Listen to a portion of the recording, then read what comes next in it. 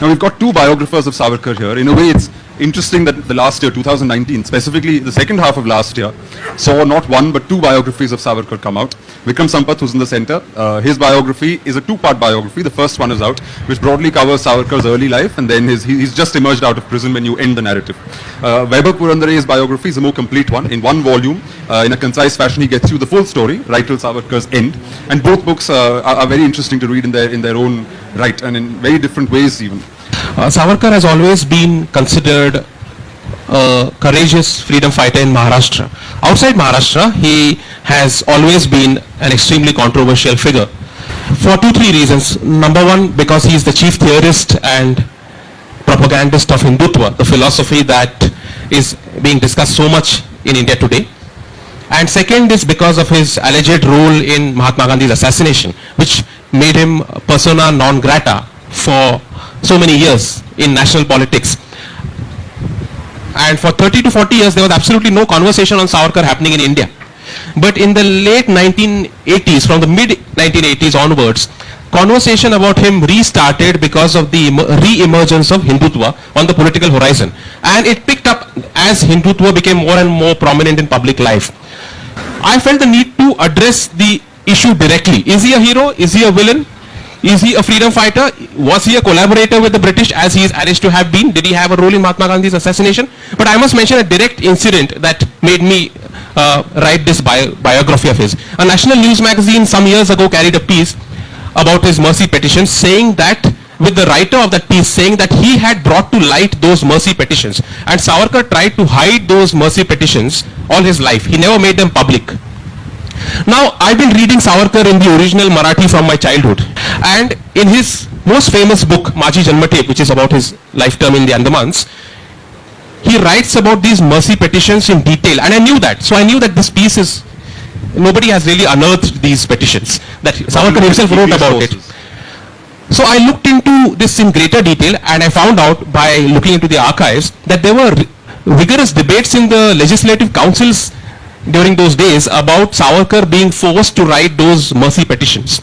In the late 1920s, in fact, Savarkar has a furious argument in the public domain with the editor of Pratap, Ganesh Shankar Vidyarthi, a prominent Hindi journalist and part of the Bhagat Singh group, about whether he should have written these mercy petitions at all. So if you look into the archives, there is a lot to look at, and you have people telling you that, oh, I have brought this to light, Savarkar tried to hide it. No, he did not.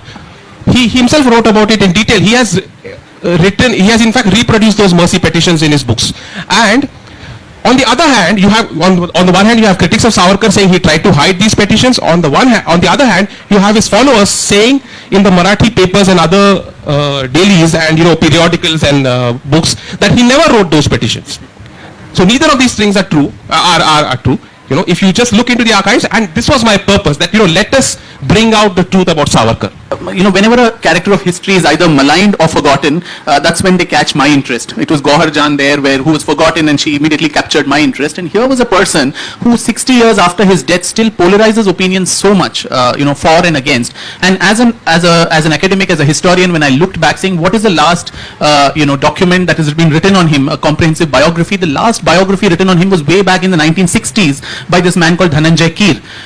And it alarms me, this a lack of inquisitiveness, lack of academic interest in a person who polarizes so much opinion, and the blame rests equally, I think, both on the proponents as well as the opponents, who cherry pick whatever aspect of Savarkar's life to their advantage and then present it that way. So there's this famous quote of Toni Morrison who says that if there is a book that you want to read and it's not been written yet, you must be the one to write it. And so that's one reason I decided to pick up this very difficult subject, a man of multiple contradictions, a revolutionary in his youth who was also a sensitive poet, a narrator, a dramatist, and also somebody who probably suffered some of the most inhuman tortures in the cellular jail in Andamans, forms India's first secret society of armed revolutionaries, which was called the Mitra Mela, which then becomes Abhinav Bharat, and which creates like a network of revolutionaries across India. And this aspect of Savarkar was not known to me while I set off, that he could also be a revolutionary kingpin of the movement, not only in India, but in the 5 years that he spent in London, London in the India House, where these very, very fascinating characters of the time, Shamji Krishna Varma, Madam Bhikaji Kama, Virendranath Chattopadhyay, Madan Lal Dhingra, Lala Hardayal of the Gadar Party, MPT Acharya, VVS Iyer, Sukhsagar Dutt. Now, these are all names which we don't even find a mention in our history textbooks. We were talking in the other session about history and how it's written. Our entire, narrative of freedom struggle has been very, very, very simplistic, very linear, very monochromatic, that, there was just a strain of non-violent struggle which got India her freedom. But I think right from the 1857 War of Independence, which is what actually Savarkar coined that phrase of First War of Indian Independence, also wrote a book on it after 2 years of extensive research that he did in the British archives in London. From then on till 1946, the naval mutiny that you had in Bombay, which was led by INA and Subhash Chandra Bose, there's been a continuous and uninterrupted chain of armed struggle in different parts of India. And most of it was a lot coordinated, and that too at a time, when there was no WhatsApp groups and so on, where people could actually coordinate and find those connections. So Abhinav Bharat, sitting way back in Maharashtra, was deeply coordinating with the Anushilan Samiti in Bengal, and the Alipur bomb case, in the Maniktola bomb case, where Barin Ghosh and Aurobindo Ghosh and others were convicted. The same bomb manual which Savarkar got smuggled from London is sent to Nashik to murder the British official there, and also in Bengal. So this caucus of revolutionaries that was operating across India, I think these other stories, these other narratives of what exactly was happening in those very eventful days of India's freedom struggle, I think that needs to be told. And 70 years after freedom, I think the time has come when we can look at this aspect of our past in a little more dispassionate, unemotional and objective fashion. The community of that Savarkar belongs to is extremely important, the community of Chitpavan Brahmins, because they are in many ways the pioneers of India's political revolution. It is Mahadev Govind Ranade who forms the Pune Sarvajanik Sabha, which before the Indian National Congress is actually the first broadly representative Indian national political organization. Of course, it is in the 1880s and later, it is soon overtaken by the Indian National Congress, but it is the Pune Sarvajanik Sabha that is the pioneer. Similarly, there are figures like Gopal Ganesh Agarkar, they are pioneers in the area of social reform. We hear about Ambedkar, Shahu, Phule, and these are extremely critical figures, of course. A very interesting example, since Vikram mentioned the role of revolutionary violence. Savarkar was advocating revolutionary violence in his speeches in London at India House, which the Scotland Yard and other British authorities were keeping a close eye on. And Mahatma Gandhi visits London in 1909. He is a leader of South Africans of Indians in South Africa, and together they address a gathering of Indians. And Gandhi keeps his speech short and says that I'd like to wind up quickly because all of you have come here to listen to Savarkar. So he has that kind of prominence among Indian nationalists of that period.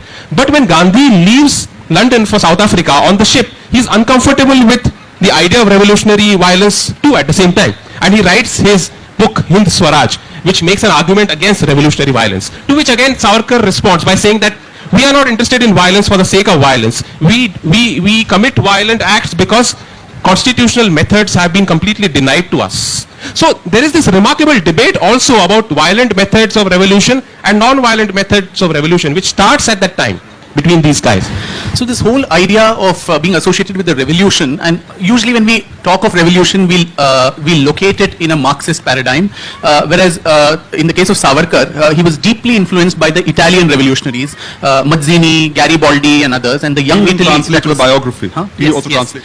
So, and the young Italy that was formed by them, the parallels were very similar. In Italy too, there were all these princely states which came under Austria, and there were no arms that were there, so arms had to be smuggled, it had to be infiltrated. So the main philosophy of these secret organized societies that were formed, what was the philosophy on which they operated? So somehow smuggle arms from various quarters, learn the art of warfare, and infiltrate the British Indian Army. Now the entire edifice of the British Empire stood on the strength of the Indian Army, and that army was composed not of Britishers or Europeans but largely of Indians. Now if you could somehow appeal to their patriotic sentiments and say after they are trained well enough in the art of warfare to defect and come over to the nationalistic side, then the theory was then the entire edifice of the empire on which the sun never sets would actually come crumbling down. And that philosophy and that strain, I think, carried on right till the naval mutiny too, which was what it was. How do you infiltrate the Indian Navy and have an uprising there? And the same seeds of that were there even in 1857. So this Mitra Mela, which then becomes Abhinav Bharat, within a few years it has tentacles across Maharashtra and, as I said, linkages with revolutionaries across India. He becomes the first student in Ferguson College to also conduct a bonfire of foreign goods when the partition of Bengal happens in 1905, for which he's even rusticated from college. He then gets a scholarship to go and study in London by this man called Shamji Krishna Verma, who's giving scholarships to Indian students. First of all, of course, to go and study, but those who have a nationalistic outlook, who would actually help the cause of revolution and freedom struggle sitting in Europe. And now, Tilak writes his letter. Tilak actually gives a recommendation letter to Savarkar and he wins the scholarship. Now, one must understand that within the first 2 decades of the 20th century, a lot of the action of Indian freedom struggle was happening outside India, particularly in Europe, because there the sedition laws were not as strong as they were in India. And so a lot of anti-government propaganda could easily be conducted in France, in Germany. Germany was, of course, being a big rival of Britain, would openly support any attempts to subvert the British Empire. So all these fascinating characters are sitting there in London, in India House, where Savarkar is literally the leader of the pack. And then 2 things that he does. One is also providing an intellectual corpus to the whole idea of what revolution means. Now, our history textbooks again show revolution and revolutionaries as, these stray incidents, some young men who are hot-blooded, they just threw a bomb here and there, killed somebody, there was no strategy, there was no thinking, and then they would be rounded up and executed. But the whole idea of philosophizing of what a revolution actually is, that is what this man does, sitting in London, the book that I mentioned, the 1857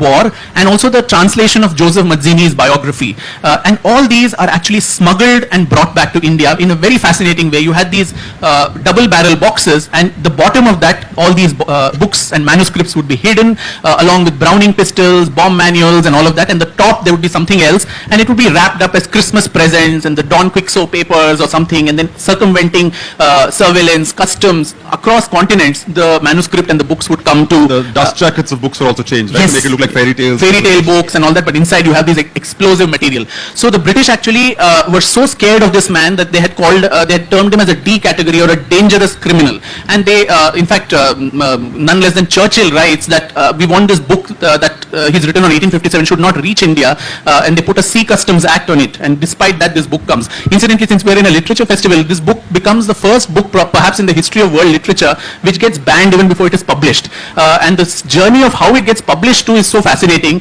The manuscript is sent from London to Maharashtra to his elder brother Baba Rao in Sholapur. The spies are behind, the printing press is raided, then the manuscript goes back to London, from there it goes to Paris, there the Frenchmen are behind the manuscript, from there it goes to Germany. They think, they're the Devanagari script, people know because of Indology, the book was in Marathi, but they make a mess of it, so it is withdrawn. Then it goes to Belgium and Holland, which is where the book finally gets published, and then it is translated to various Indian languages and brought back. And this book later serves also as a source of inspiration 20-30 years after it was published. The second edition of the book was published by none other than Bhagat Singh. And Bhagat Singh, in fact, I also mentioned in the book through an interview that I managed to access of a man, Durga Das Khanna, who was a congressman who was a young revolutionary in his youth. And he says Bhagat Singh, while recruiting people into the HSRA, would ask, have you read this particular book? So it almost became an entry criteria, a Bible, so to say, for revolutionaries. And 20 years later, you had Subhash Chandra Bose and Rash Bihari Bose getting copies of the book published in Japan, in